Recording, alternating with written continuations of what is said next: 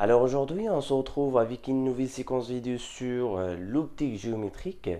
Dans cette séquence, nous allons travailler sur une lentille mince.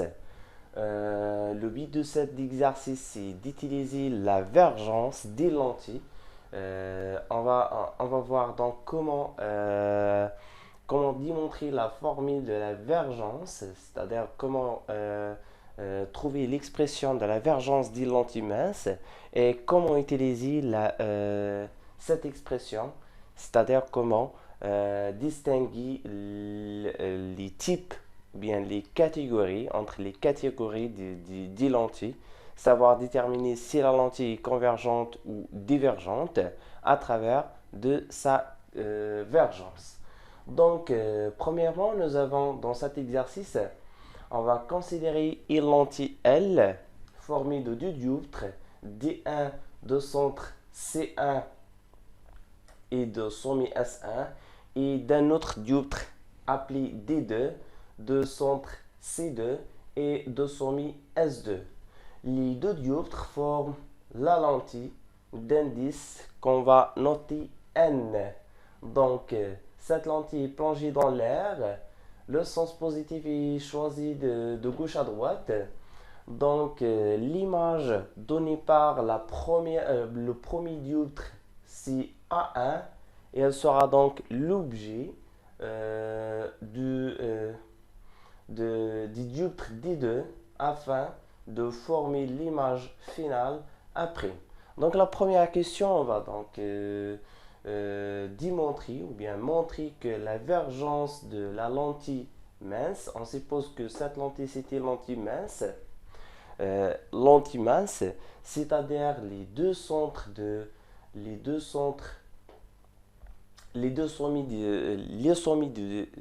deux dioptres sont confondus avec le point O. Donc lentille mince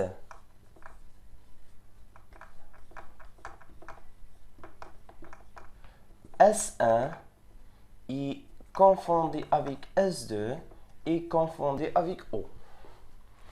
Donc voilà, on va donc mettre en évidence cette expression. On va démontrer que la vergence des lentilles, c'est-à-dire l'inverse de sa distance focale image, est donnée par, peut être exprimée en fonction de n et les rayons de courbure pour les dioptres D1 et D2. Donc, premièrement, pour établir cette formule, on va donc utiliser la relation de conjugaison pour un dioptre sphérique. Alors, sachant que cette lentille est formée de deux dioptres sphériques, alors on va donc travailler sur les deux dioptres qui forment cette lentille, c'est-à-dire le dioptre D1. Premièrement, on va travailler sur le dioptre D1 et par la suite, on va travailler sur le dioptre D2 afin de trouver la relation ou bien la formule de conjugaison. Donc, premièrement,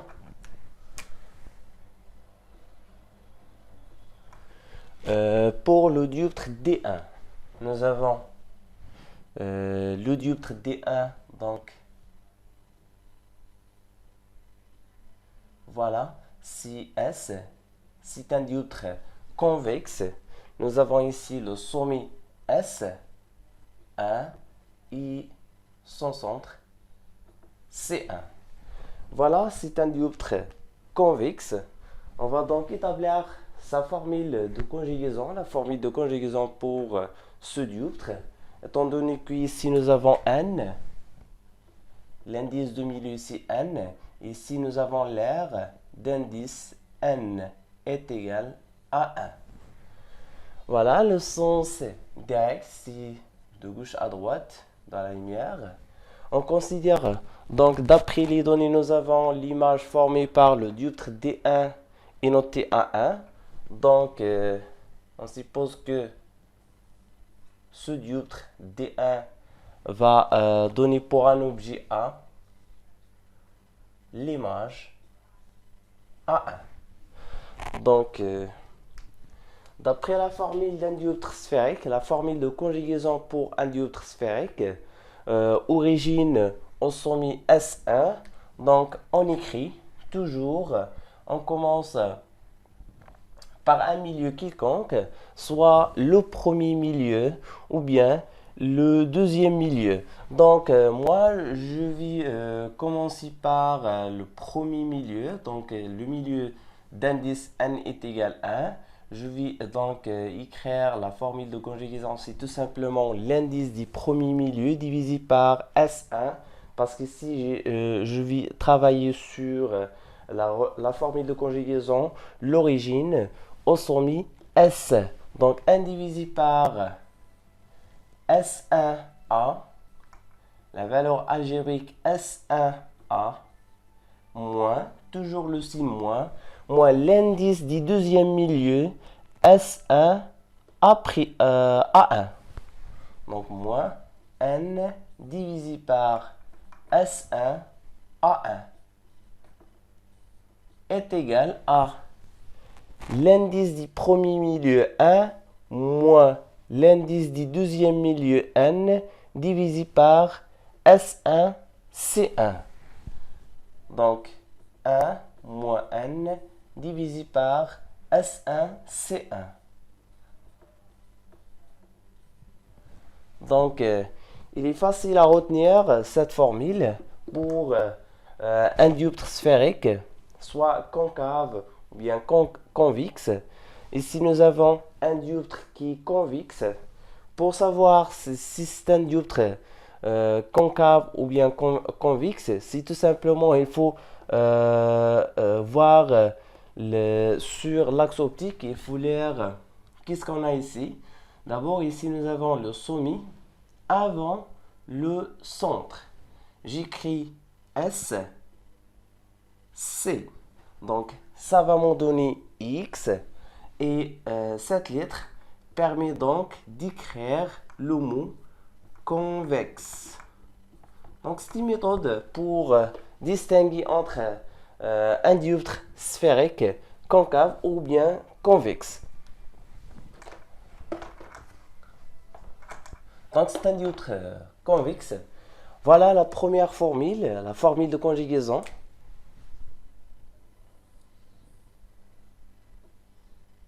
Je vais noter cette formule 1. Donc, par la suite, on va travailler donc l'image formée par le dioptre D1 sera donc l'objet pour le dioptre D2. Donc, c'est tout simplement, on va dessiner le deuxième dioptre qui sera donc un dioptre concave. Donc, l'image 1,1 sera donc l'objet 1,1 sera l'objet pour le dioptre D2 qui va nous donner donc finalement une image notée A'. Voilà, le sommet de ce dioptre c'est noté S2 et noté S2 et le centre doit être ici parce que c'est un dioptre concave. Voilà le sens direct. De la même manière, je vais établir la formule de conjugaison. Toujours, je pointe sur le sommet de ce dioptre. Et par la suite, ici nous avons l'indice du milieu, c'est n. Ici, c'est 1. Toujours, je pointe sur le sommet de ce dioptre S2 A1. Donc, il faut d'abord choisir l'indice du premier milieu. Alors, l'indice du premier milieu, c'est étant donné que le milieu ici, le premier milieu, c'est le milieu d'indice n.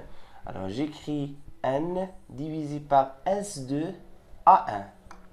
S2 A1 moins, toujours moins, c'est la formule en général pour un dioptre, pour la formule de conjugaison pour un dioptre sphérique, moins l'indice du deuxième milieu, c'est 1, divisé par S2 A' est égal à l'indice du premier milieu moins l'indice du deuxième milieu, n moins 1, divisé par S2 C2.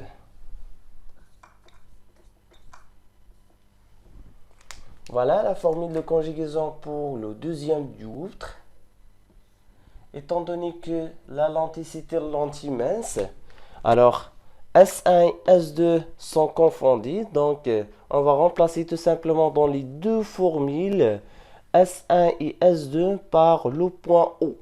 Donc combinant les deux formules, on va obtenir la formule de conjugaison pour une lentille.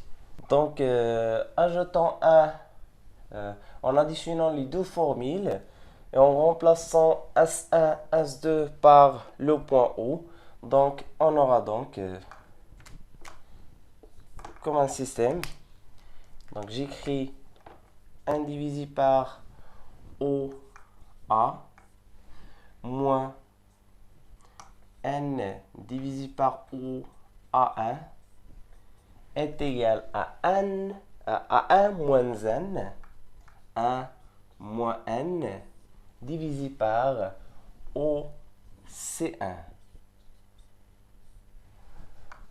Voilà. Ici, le but, c'est de combiner, c'est-à-dire additionner les deux formules. N divisé par OA1 moins N divisé par 1 divisé par OA' est égal à N moins 1 divisé par OC. OC2. Donc, si vous voyez bien, remarquez que ce tiers, si en additionnant ces deux formules, donc si pour cela j'ai mis les deux formules côte à côte afin de simplifier ce tiers qui sera donc l'opposé de celui-ci. On aura finalement la formule de conjugaison. J'efface ici. Donc finalement, on va écrire la formule de conjugaison pour une lentille. Donc, on aura N divisé par, c'est 1 divisé par OA moins N divisé par OA' est égal à, ici vous voyez bien, je peux factoriser par N moins 1. Si je factorise par N moins 1, je mets donc OC2. On factorise par N moins 1 et on aura 1 divisé par OC2. Ce sera donc le rayon R2, OC2 moins 1 divisé par OC1. 1 divisé par OC1. Voilà finalement si la formule de conjugaison pour une lentille mince formée par deux dioptres sphériques, l'un convexe et l'autre concave. Maintenant, on cherche à exprimer ou bien à établir la formule de la vergence pour cette lentille. Donc, d'après la définition, la vergence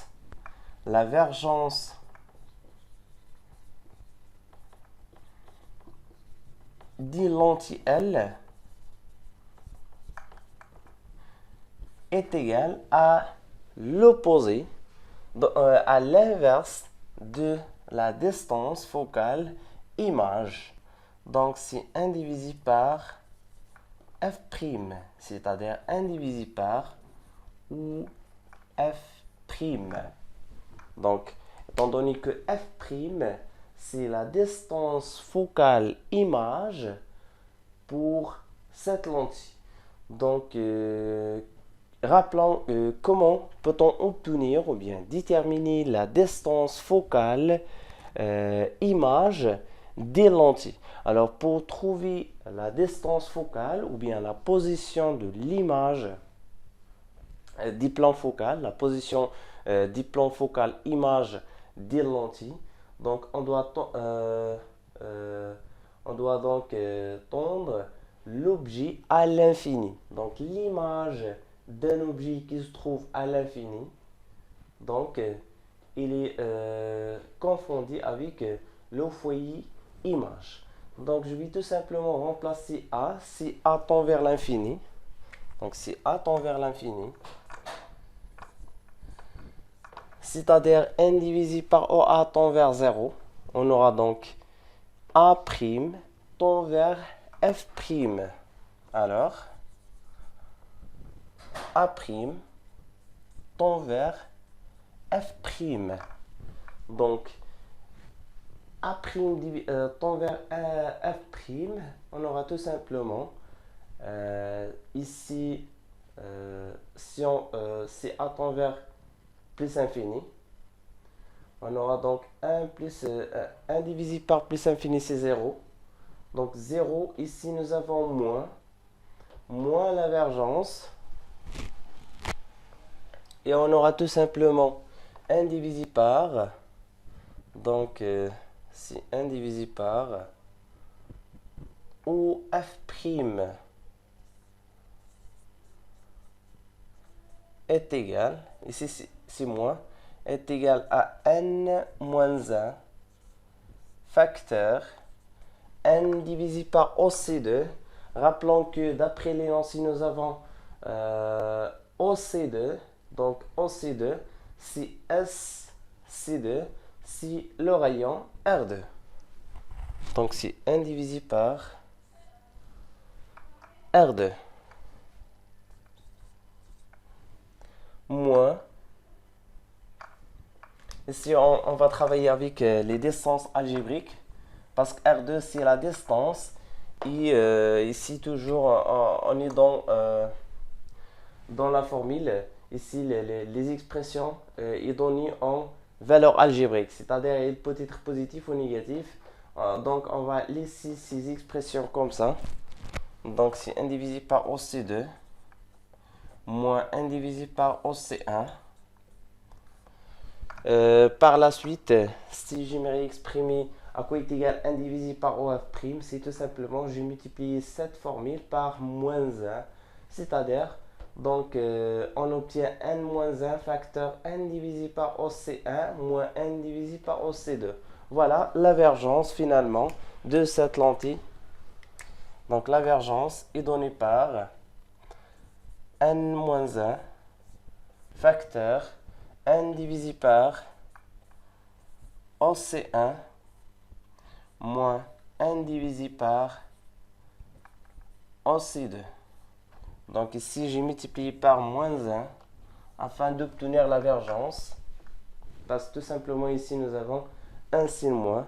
Donc il faut multiplier les deux membres de cette équation par moins 1 afin de trouver la divergence qui est définie par 1 divisé par OF', la valeur algébrique de OF', c'est-à-dire la distance focale image de la lentille L. Voilà pour la divergence. Maintenant, on passe à la deuxième question. Donc, on voudrait donc calculer la divergence pour une lentille mince d'indice n est égal à 1 et r est égal à 40 cm. Donc, pour calculer la divergence, pour calculer la valeur numérique de la divergence de cette lentille, on doit tout simplement remplacer n par sa valeur. Ici, n est égal à 1,5. On a n, donc on a v est égal à n moins 1 facteur n divisé par OC1. À quoi est égal OC1? Voyons sur la figure, donc OC1, où il se trouve OC1, donc C1, il se trouve ici, OC1 dans le sens positif, voilà le sens positif, donc OC1, c'est S1 ou bien S2, C1. Donc OC1, c'est une grandeur qui est positive, donc c'est une distance qui est positive. Donc voilà. J'écris 1 divisé par OC1, c'est-à-dire 1 divisé par 40. Par la suite, on remplace. Donc, remplaçons tout de suite n par 1,5. 1,5, c'est 3 demi. Donc, 3 divisé par 2. Je travaille avec des nombres fractionnaires. Moins 1, facteur. Facteur 1 divisé par OC1.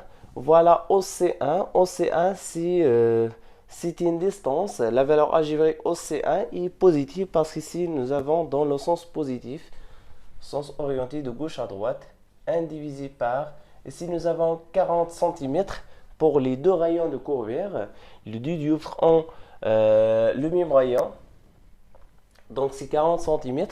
On doit donc, pour la vergence, pour trouver la vergence en dioptrie, donc il faut exprimer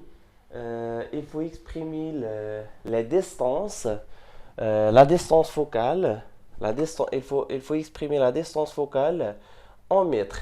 Donc, si ici nous avons 40 cm, c'est 40 10 exposant 2, c'est-à-dire 10 exposant 2 divisé par 40. Ici, nous avons moins n divisé par OC2. Voyons C2. Où il se trouve C2? Il se trouve à gauche. Donc, dans le sens inverse par rapport au sens positif. Donc, ici, voilà le sens positif. Et ici, en allant de O2, de O ou bien de S2 vers C2. Donc, dans le sens opposé, dans le sens contraire par rapport au sens positif. Donc ici nous avons moins, c'est plus. N divisé par OC2. OC2 sera donc 10 exposant 2 divisé par 40. Voilà, ici c'est 2 sur 2. 3 moins 2 divisé par 2, c'est 1 demi. Facteur 100 divisé par 40, c'est 10. 10 divisé par 4, c'est 5 divisé par 2, plus 5 divisé par 2. 5 divisé par 2, plus 5 divisé par 2, c'est tout simplement 5 plus 5 divisé par 2. Voilà, c'est 10 divisé par 4 est égal à 5 divisé par 2, dioptrie, et en nombre décimal, c'est 2,5 dioptrie. Voilà la vergence de cette lentille. Maintenant, on va donc déterminer à partir de cette valeur, à partir de la valeur de la vergence de cette lentille, on doit donc déterminer sa nature. Donc, la nature